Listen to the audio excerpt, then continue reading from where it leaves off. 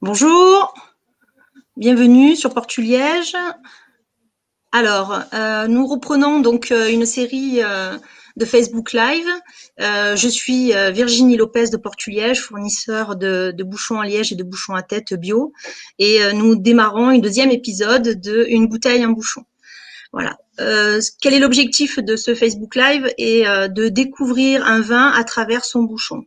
Et nous clôturerons ce Facebook Live par un quiz Portu-Liège, comme au premier confinement. Et le ou la gagnante du 2 et du 9 novembre gagnera 80 € chez Vin et Partage, la cave, créée par Thierry Fabre, qui est avec nous et qui va se présenter.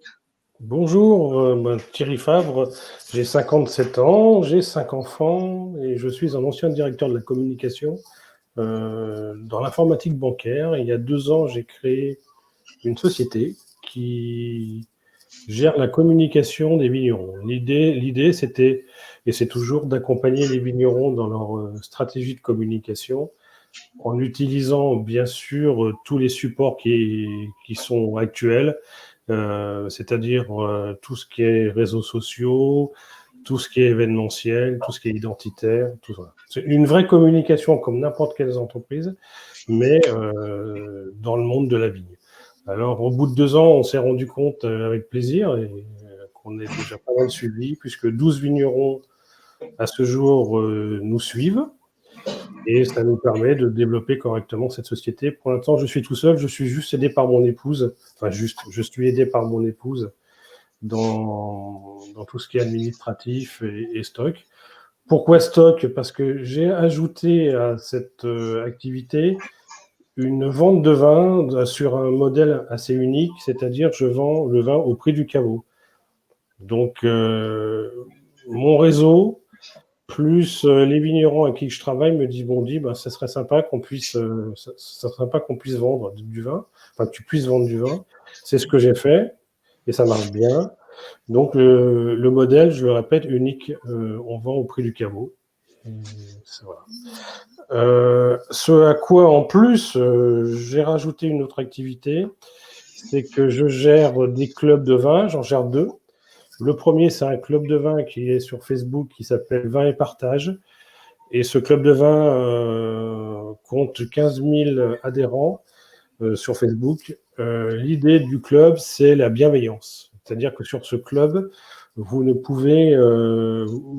l'objectif, c'est de promouvoir le vin, promouvoir le vigneron et promouvoir le travail du vigneron. Donc, ce n'est pas TripAdvisor. Tout ce qui est négatif n'apparaît pas dans mon club, puisque je valide tous les jours environ 25 publications. Donc, 15 000 adhérents et 25 publications par jour. Donc, ça nous fait quand même un sacré club. Et j'ai voulu, avec Virginie en fait partie, j'ai créé, et avec Cédric Matos, qui est mon ami et mon associé, on a créé un club de vin physique qui s'appelle Sud Wine Club, qui est pour l'instant composé de 70 adhérents. La progression s'est un peu stoppée en raison du Covid. 70 adhérents qui se retrouvent autour de 3 valeurs ou 3 passions ou 3 actions. La première, c'est tout ce qui touche le monde du vin, c'est-à-dire ce sont des gens qui sont passionnés par le monde du vin. Deuxième, c'est des gens qui sont passionnés par le monde de la gastronomie, donc qui apprécient de bien manger. Et le troisième axe, si on peut dire, c'est tout ce qui touche le caritatif et l'aide à la personne. Nous sommes associés avec une association qui s'appelle Mon Moral en Couleur, qui aide les personnes qui ont des soucis avec le cancer. Voilà. Donc tout ça, ça me fait pas mal d'activités pour quelqu'un qui était dans le monde de l'entreprise il y a encore 2 ans. Et je travaille tous les jours, mais je travaille avec plaisir. Et j'ai un réel plaisir de me retrouver autour de gens passionnants, donc qui sont des gens du monde de la vie. Voilà, je crois que c'était à peu près complet. Oui, d'ailleurs, du coup, je suis adhérente au club et il y a des super événements, dont un qui a eu lieu, c'était qu'en septembre, je crois, au Danbé, ouais, c'était super, avec un super repas, avec un accord mets et vin vraiment fabuleux. Donc vraiment de super événements qui sont prévus et qui, bon, parfois sont annulés à cause du Covid et puis parfois ont pu avoir lieu. Mais en tout cas, il y avait de beaux projets pour 2021, donc en espérant qu'on puisse les faire. Voilà. Écoutez, donc c'est avec Thierry Favre que vous pouvez bénéficier après le quiz si vous gagnez de 80 €, donc chez Vin et Partage au choix, avec la dernière question aujourd'hui et vous aurez les résultats le 16 novembre, lundi prochain, lors d'un prochain Facebook Live, vous pourrez avoir le ou la gagnante. Voilà. Alors Thierry, Bon, oui. je te remercie. Voilà, je te remercie parce qu'après vient un vigneron, client de Portuliège et on va découvrir ensemble son vin à travers un bouchon, une bouteille, un bouchon. Voilà. Merci Je et t'en à plus prie. tard. Alors bonjour Théophile. Bonjour. Donc Théophile Milan du domaine Henri Milan, donc à Saint-Rémy-de-Provence, Voilà. qui est donc un domaine en biodynamie et vin naturel. Et je vais vous laisser écouter Théophile qui va vous présenter son domaine. Voilà, merci. Voilà.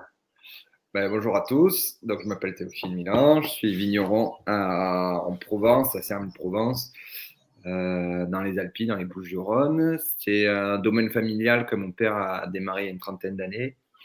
Et on travaille tout en bio, en biodynamie.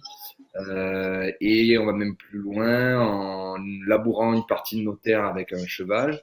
Alors, pas juste pour le folklore, mais aussi parce que le cheval est plus léger qu'un tracteur, il tasse moins les sols. Donc voilà, on essaie d'aller un peu plus loin au niveau de la vie, enfin avec notre démarche, on va dire, environnementale. Et c'est important et ça correspond à notre philosophie, voilà, à travers ça, de faire des vins naturels sans ajout d'additifs quelconques pour respecter la matière première et puis parce qu'on aime ça, c'est ce qui nous pousse à améliorer la qualité de nos vins et à choisir aussi des produits comme les bouchons par exemple qui en adéquation avec tout ça. Voilà. Et donc tu travailles en famille, tu travailles avec ton papa. Donc on a toute une équipe qui s'occupe de ça. Donc effectivement, il y a mon père qui a démarré déjà en 86 avec cette idée première de faire des vins qui donnent pas mal à la tête. Donc ça paraît assez simple aujourd'hui, mais c'était important. Ça sortait un peu de l'ordinaire à l'époque. Ouais. Et voilà, donc on est plusieurs. On est 7-8 personnes à travailler à plein temps à l'année, dont ma femme aussi. Voilà, on parlait avec Thierry juste avant de la communication. Elle s'occupe énormément des réseaux, des communications, et c'est ce qui est super important aujourd'hui parce que le métier de vigneron est extrêmement complet et complexe. Du moment où on plante de la vigne, au moment où on récolte des raisins, on fait le vin, et puis derrière où on le vend, il y a beaucoup d'étapes et il y a aussi beaucoup de paperasse, beaucoup de données, de choses à savoir. Rien que sur le bouchon, on peut en parler des heures. Donc, il faut savoir, voilà, des termes techniques, etc. Donc entre ça et les autres, ça fait beaucoup de boulot, quoi. Voilà. Oui, oui, oui. C'est sûr qu'il y a beaucoup de points et il n'y a pas que faire du vin, enfin que c'est pas le bon terme, mais il n'y a pas, c'est pas le faire du vin et ça s'arrête là. C'est déjà pas mal, mais Ouais. il y a aussi le commercialiser, l'objectif aussi de Et, commercialiser, de partager, le d'échanger. financier, tout le volet, bon, on parle de commerce, c'est le côté, on va dire, entre guillemets, le plus sympa parce que c'est là où on échange et on discute autour du vin et de notre travail, comme ce qu'on est en train de faire. Mais il y a toute la partie paperasse qui l'entoure, la comptabilité, qui sont très très lourdes, et enfin très très lourdes. Il y en a beaucoup. Et Oui, du coup, ouais, voilà, faut tout savoir, quoi. C'est-à-dire qu'il faut être aussi bon sur un tracteur qu'avec un sécateur, que dans la cave, que à la banque, les assurances, les comptables, enfin bref. Et ça demande énormément de qualité, hein. C'est ce que je dis toujours, hein. On ne gagne pas la Coupe du Monde qu'avec des attaquants ou des défenseurs, quoi, hein. Il faut un ouais, peu de tout. Et c'est comme ça très qu'on. polyvalent. Ben voilà, une équipe, ça se crée, quoi. Enfin, bon, bref. Ouais, ouais, Pas ouais. les individualités. J'aime bien les analogies footballistiques, ça parle assez C'est vrai. rapidement. Ah ben ça doit parler à Thierry aussi qui était là tout à l'heure parce que c'est sa passion le foot. Donc voilà. Alors tu produis donc des vins en 3 couleurs. Ouais. Donc rouge, rosé, blanc. Un effervescent aussi. Aussi. Ouais. Du gin. Pas beaucoup de vin. Du gin aussi, ouais. Ouais. Ouais. Autre chose peut-être? C'est déjà pas mal. Ouais, je crois, hein, je crois que j'ai fait le Voilà, tour, hein. la gamme est large. Pour 15 hectares, on fait en général par an, alors par vendange, je vais compter, mais une dizaine de cuvées, un peu moins de 10 cuvées. Ça dépend des années, ça dépend des surfaces. C'est toujours en perpétuel changement, avec des hectares en plus, en moins. Et effectivement, ouais, ça varie énormément. Puis il y a plusieurs millésimes, donc il y a on a notre site en ligne où vous pouvez découvrir et acheter nos cuvées.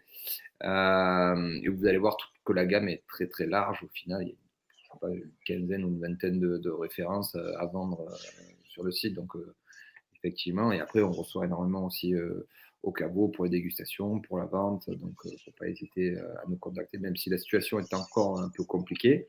Mais voilà, on expédie partout sur la planète et voilà, on partage avec un maximum de personnes notre passion et notre façon de travailler, ce qui est important au final.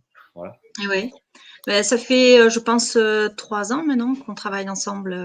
Ouais, On s'était rencontrés sur un salon d'ailleurs. oui. C'était sur un salon à Marseille. Ok. Ah, c'était à Biostop Marseille, ouais, effectivement. Non, c'était un salon d'un caviste. Enfin, je me souviens plus, mais bon. Voilà. Ok. Bon, bah écoute, alors on va découvrir un des vins du domaine Henri Mhm. Milan aujourd'hui, qui est le Voilà. vin. Alors, je vais essayer qui est le vin à faire à l'envers. C'est pas, Voilà. voilà. Clos Milan, le Clos Milan, voilà, petit plus fort que moi, 2018. Euh, et du coup, voilà, super. Tu le fais très bien, tu le fais mieux que moi. Voilà. Bon, mais hier, j'avais une interview Zoom, donc je montrais la caméra. C'était J'avais habitué. des gens aux Maldives qui dégustaient notre vin et il y avait le sommelier qui avait fait la sélection des vins qui se trouvait en fait en France, pas très loin, là, vers Carpentras. Et lui, on l'entendait quasiment pas. Enfin, on va dire que sa connexion était mauvaise, alors que les mecs aux Maldives, j'ai l'impression qu'ils étaient en face de moi, quoi. Donc, bon, Et parfois, ouais. Ouais. les gens de l'autre bout de la planète, je les entends mieux que ceux qui sont à quelques kilomètres d'ici, quoi. Ouais. Alors, il y a Mireille qui dit que ça donne envie de découvrir tes vins et qu'elle trouve sympa l'étiquette, je pense. Ouais, Voilà.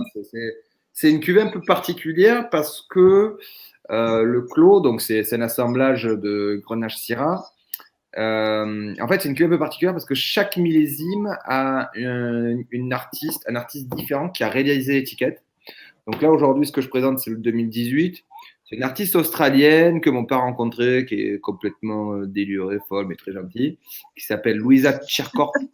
Et donc, voilà, il a toujours eu, mon père a ce côté artistique en lui, qui fait que il a voulu le retranscrire sur chacune de ses bouteilles, et ça lui a permis de toujours euh, comment dire, voilà, exprimer sa différence déjà vis-à-vis des vins qu'il faisait, mais et surtout à travers les bouteilles, les étiquettes, qu'aujourd'hui on regarde normalement, le packaging, voilà, ce qui est très important.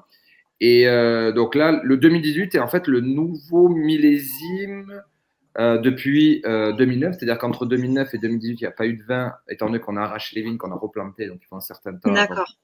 que la qualité soit là, enfin que mon père ait estimé que la qualité était là pour refaire ce vin-là. Entre-temps, les raisins ont été assemblés dans d'autres cuvées. Mais avant ça, vous pouvez trouver sur Internet, tapez Clos Milan, vous allez pouvoir trouver les différentes étiquettes qui ont été faites, et c'est un travail très sympa aussi à réaliser l'étiquette. Alors, il y a des photos, il y a des dessins, il y a, je sais pas, des peintures, enfin, comme ça, Oui, c'est vrai que c'est assez riche. Les étiquettes Milan sont très ouais. riches, ouais. Et d'ailleurs, est-ce que tu pourrais nous expliquer donc le Clos Milan, donc c'est un vin rouge, pourquoi le Clos? Voilà, alors le clos, en fait, c'est parce que la parcelle se trouve devant chez la maison de mon père et qu'elle est entourée d'arbres. Et en fait, la règle veut que dans un clos, un homme à cheval ne puisse y rentrer. Là, vous allez en Bourgogne, il y a des clos qui sont entourés de petits murets. puis pas qu'en Bourgogne d'ailleurs, un peu partout en France. Et en fait, lui, il a défini son clos parce que c'était entouré d'arbres, de forêts. Et bon, même s'il y a quelqu'un, la personne qui lui passe le cheval, il va avec pour travailler la parcelle. Mais voilà, c'était la façon de définir son jardin, la parcelle qui est devant chez lui ou dans laquelle il a mis le plus d'amour, d'énergie. C'est la raison pour laquelle il a replanté, parce qu'il voulait vraiment faire un travail de fond. Et alors que les vignes étaient en train de dépérir, il y avait des choses qui ne lui plaisaient pas. Et il a vraiment travaillé. Enfin, c'est assez complexe, faudrait que vous veniez tant qu'on en parle. Mais voilà, c'est vraiment son jardin à lui. Donc, il a défini comme étant son clos, parce que c'est le terme exact pour la vigne. Et donc voilà, là c'est 2018, nouveau millésime avec le Grenache et Syrah. C'était un élevage en barrique bourguignonne classique d'un an. Et à la différence de tous les autres vins rouges ou blancs, c'est qu'on est sur un terroir un peu différent. La plupart de nos vins sont faits sur des terroirs d'argile, de marne bleue. Donc il y a un terroir, en fait l'argile c'est un peu comme une éponge. Dès qu'il y a beaucoup d'eau, ça absorbe l'eau et dès qu'il y en a trop, ça la garde en surface, donc ça garde la fraîcheur. C'est-à-dire que pour les blancs, il y a une meilleure qualité, on va dire, annuellement. Enfin, il y a plus pas de consistance, à chaque fois je cherche le terme. Euh, chaque C'est année, c'est plus bon. dense. Non, chaque année, c'est bon. Chaque année, il y a la qualité, il y a la matière, il y a l'acidité, il y a tout ce qui fait un grand vin. Alors, pour les rouges, c'est un peu plus compliqué. Il faut avoir des années chaudes, très, très mûres, comme 2017 ou 2016 ou 2012, par exemple, pour avoir quelque chose d'intéressant. Sinon, ça donne des années assez fluides, assez légères. Il n'y a pas beaucoup de matière. Et le clos, en fait, c'est un terroir qui est plutôt sableux et caillouteux, donc un terroir assez chaud. Le sable, on le connaît tous par rapport à la plage. Hein, quand on met un verre d'eau dans du sable de la plage, hop, ça l'absorbe directement. Et au contraire, ça garde la chaleur. Hein. On se brûle les pieds en général en surface. Et la nuit, ça la restitue, surtout avec les calcaires qui gardent la chaleur la journée, qui emmagasinent la chaleur la journée et qui la restituent la nuit. Et donc, ça donne des vins toujours plus mûrs, avec vraiment un côté un peu plus fumé, un peu plus de sapidité, donc le côté salivant du vin. Et ça a toujours été une cuvée exceptionnelle par rapport au reste de la gamme. Quoi. D'accord. Alors, bah, du coup, on va parler de ce vin à travers le bouchon. Parce que donc il y a une particularité chez le domaine Milan, c'est que vous avez un marquage pour chaque cuvée et donc celui-ci, donc vous avez votre logo là qui est le M, mais en plus on peut lire domaine Milan et le Clos Milan. Donc ce que je disais lors du dernier épisode, c'est qu'il y a une conformité entre le bouchon, l'étiquetage, le vin.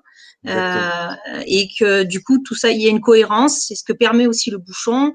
Ça peut aussi éviter les contrefaçons, le fait que le bouchon corresponde au vin, ça peut être aussi une technique quand on ouvre, le fait que le bouchon corresponde au vin. Oui, et il y a aussi, l'étiquetage, etc. Au-delà de la contrefaçon, on n'est pas Romanée Conti ou Château Pétrus, mais bon. Non, oui, tout à fait. Pas pour Henri Milan, mais j'ai des Non, mais clients. c'est vrai que c'est un outil d'identification parce C'est ça. qu'on fait beaucoup de cuvées chaque année, des millésimes, etc. Et puis c'est vraiment une production familiale, quoi. C'est pas beaucoup de rendement. Donc effectivement, il y a beaucoup de vins différents, mais il n'y en a pas beaucoup en quantité. Donc là, le 2018, il y a eu 4000 bouteilles, donc ce qui est ridicule pour les 60 000 qu'on produit environ les bonnes années annuellement, entre guillemets. Et le bouchon fait partie intégrante du vin, à mon avis, au même titre que la bouteille, au même titre que l'étiquette, parce que c'est ce qui reste dans le temps. C'est-à-dire que l'étiquette, si c'est mal conservé, elle va s'arracher, et puis on perdra la trace, et on ne saura pas quelle est la cuvée ou quel est le millésime. Effectivement, après, on peut savoir telle forme de bouteille, tel truc. Bon. Mais c'est vrai que Oui, on peut rechercher. s'il y a directement les informations principales, le millésime, le nom de la cuvée, le nom du domaine, etc., quand on ouvre la bouteille, on va savoir ce qu'on va boire, entre guillemets. Puis après, maintenant, avec Internet, tu n'auras plus qu'à faire une recherche en ligne pour trouver les cépages ou les données peut-être un peu techniques. Oui, tout à fait. Et comme tu dis, donc voilà, c'est important de faire cette identification par cuvée. Et puis je trouve ça joli, c'est-à-dire, il y a toujours des gens qui collectionnent un peu les bouchons et Et puis voilà, ça fait des souvenirs. Quand on ouvre une bonne bouteille, de garder le bouchon, j'en ai un sur mes clés de. D'ailleurs, je rebondis sur les personnes qui collectionnent. Vous participez aussi, Henri Milan, au recyclage avec Portuliège, parce que cette Aussi, semaine, ouais. je suis passée, j'ai Ouais. récupéré tous vos bouchons utilisés, soit d'une consommation, soit ramenés par des clients. Et en effet, Portuliège et vous, et du coup, vous participez au recyclage pour l'association France Cancer. Ben ouais. Donc, en fait, C'est les seuls. C'est vrai que c'était première personne, première boîte qui nous proposait ça. Et c'est bien parce que chaque fois, on se retrouve avec des bouchons et des bouchons qu'on jette ou qu'on brûle. Enfin, ça brûle pas forcément super bien, mais voilà, qui nous servent pas. Puis on ouvre beaucoup de bouteilles, beaucoup d'échantillons à la cave, comme on reçoit énormément de monde. Donc, c'était bien de pouvoir participer à ça, parce qu'après, ça reste un produit naturel, quoi. Hein. C'est tout du à fait. liège. Donc, on le jette dans la nature, ça va se décomposer, pas de souci. Mais c'est vrai qu'il y a plein de gens qui en font de l'isolant, de l'isolation, Exact. qui en font, je sais pas, qui doivent même le broyer, le brûler ou le C'est ça. composter. Enfin, je veux dire, il y a plein de choses, il y a plein de choses à faire. Et ça, c'était intéressant. Et ouais, c'est les Portugais, ouais, c'est les seuls à proposer ça, en fait. Oui, en effet, parce que Prenez des bouchons en tout, portugais et on vous amènera un beau carton pour les recycler. Voilà. c'est ça, exactement, c'est ça. Et d'ailleurs, en fait, France Cancer, en effet, les récoltes. Donc, Portuliège propose à ses clients de laisser un carton pour la récolte, et France Cancer, en fait, les broie et les revend pour faire de l'isolation. Et l'argent finance en partie la recherche contre le cancer. Et du coup, nous, ça nous permet d'avoir, parce que déjà, on pense qu'en tant que fournisseur, nous avons la responsabilité aussi de recycler ce que nous fournissons. Donc, et puis, de plus, c'est écologique. Et puis, ça correspond, il y a une cohérence avec les valeurs de Portuliège, notamment. Et des Et, valeurs actuelles aussi, hein, ça c'est et, clair. et les Voilà. valeurs de Milan aussi, puisque voilà, ça correspond tout à fait. Et voilà. Et On le donc, du recycle coup, pas, on le distille le vin quand il est pas bon. On en fait du gin. bonne idée, ben oui, c'est Voilà. génial. Et oui, ouais, Rien ne pas se de perd, tout se gaspillage. transforme. C'est ça, exactement. On essaye, hein. C'est bien, c'est bien. Et donc, pour revenir à ce bouchon, donc comme tu disais, il y a un millésime Ouais. qui est le millésime 2018. Donc, quand on ouvre la bouteille, c'est toujours avec cette correspondance avec le vin. Donc, je répète par rapport à notre dernier épisode que le millésime correspond à l'année de vendange. Tout à fait. Du vin, voilà. Et pareil, l'année qui est sur l'étiquette correspond aussi à l'année de vendange. Vous avez fait le choix de faire un marquage donc laser. Ce marquage laser, il s'avère qu'il a pas mal d'avantages. Il est plus écologique. Parce qu'on n'utilise pas de teinture. Il est plus intense, plus joli. On peut faire des choses beaucoup plus fines. Ouais. Il y a une durabilité aussi du marquage dans le temps. Si on ouvre une bouteille de garde, ça permet, le laser garde toujours le marquage du vin. Il faut savoir aussi que ce bouchon, il a une traçabilité. Donc ici, c'est une traçabilité faite par la production, donc par le bouchonnier. Donc on voit que c'est la 10e semaine 20. Donc on peut dire que c'est un bouchon qui a été marqué à peu près mi-février, à peu près fin février.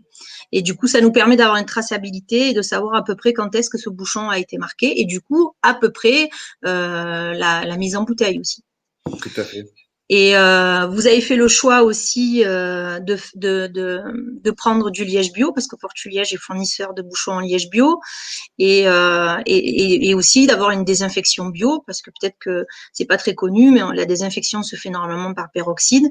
Et Portuliège a choisi de distribuer des bouchons en liège bio, donc dans des suberets qui sont écossaires, et en plus utiliser un moyen de désinfection qui n'utilise pas la chimie. Et notre objectif est de ne pas exposer les ouvriers du liège à la chimie, et donc ça se fait à base de vapeur d'eau, de choc thermique. Et enfin, sur le marquage de ce bouchon, on peut lire aussi, alors en tout petit, on voit un petit P et un T, c'est le logo de Portuliège, parce qu'en effet, on peut identifier le fournisseur du bouchon, puisqu'il y a une signature à chaque fois. Et donc, du coup, on va revenir sur pourquoi vous avez choisi ce bouchon naturel. Alors déjà, il est bio, et donc pour toi, pourquoi vous avez fait ce choix de travailler avec Portuliège en liège bio? À quoi ça correspond pour vous? Ben c'est complémentaire à notre démarche, qui est déjà environnementale du fait de la façon dont on travaille nos vignes en agriculture biologique, du fait aussi de la façon dont on fait nos vins, sans réajouter, sans additifs, etc. Et puis parce que ça nous touche immédiatement. Je pense tout le monde sur la planète aujourd'hui est concerné par le climat, par le fait de ne pas utiliser des produits chimiques, par tous ces aspects-là on est plus qu'une seule planète et pas des milliers d'êtres humains les uns contre les autres d'un pays à un autre avec des limites. Donc bon, ça c'est de la grande philosophie dans les grandes lignes, mais non, on travaille avec du liège bio pour nous c'est essentiel parce que avant les bouchons étaient trop marqués par beaucoup de blanchiment, enfin, la qualité. Je vois quand j'ouvre des vieux millésimes de mon père, c'est pas terrible, les bouchons se déchiraient. Enfin, l'évolution, c'était pas fou. Et je pense que le liège a énormément progressé, et surtout en travaillant bio, surtout en arrêtant de triturer ces bouchons, comme nous, on a arrêté de triturer nos vins par l'ajout de plus, alors que finalement, en faisant pas grand-chose, on a une meilleure qualité, quoi. Donc, Ouais. ça, pour nous, c'était important. Et on a le sentiment aujourd'hui, à travers le travail que fournit Portuliège en tant que producteur de liège bio ou de mise en avant de bouchons en liège bio, c'est j'ai une impression, j'ai une sensation on a moins de retours de vin bouchonné aussi par rapport à ce qu'on a pu connaître dans le passé. Après, c'est jamais 100%, mais bon, ça c'est pas le truc. Mais de manière générale, on en est très content et les retours sont bons et qualitativement, c'est quelque chose qu'on recherchait. Voilà. Après, parce qu'après, les vins se retrouvent face à des clients qui ne connaissent pas forcément et du coup, ça fait partie de la démarche globale. Si demain, on arrive à avoir des bouteilles qui peuvent se recycler, enfin, le verre se recycle, mais les étiquettes, etc., si on arrive à faire un truc global comme ça, oui. Quand j'ai d'autres collègues vignerons qui travaillent comme nous en bio, en biodynamie, etc., en bio naturel, mais qui utilisent très souvent pas du liège, mais du plastique. Et ça fait un peu mal au cœur parce que mettre des bouchons, puis certains ils mettent des gros bouchons plastiques avec une forme un peu bizarre là, qui sont hors de prix. Justement parce que leurs clients sont pleins, les bouchonnés, tout ça, ils veulent plus de vin bouchonné. Et au final, leurs clients se retrouvent avec un bouchon plastique horrible, qui n'est pas recyclable, qui a pas. Voilà, donc quand on a une démarche de travailler le sol, le vivant naturellement, et de faire un produit alimentaire, parce que le vin, on dit, c'est un produit alimentaire, et derrière d'y mettre du plastique, bon, ben, c'est pas terrible, quoi. Donc, le plastique, c'est plus trop fantastique. Ou alors, il faut qu'il trouve un plastique qui se. Mais bon, on n'y est pas encore. Le liège, au final, c'est très bien. Ça a toujours fait partie du vin. Et je pense que, voilà. Si, alors je voulais juste revenir sur ça. Mon père, une année, il y a presque 20 ans aujourd'hui, avait mis du plastique. Et il s'est pris des retours de clients qui n'étaient pas bons.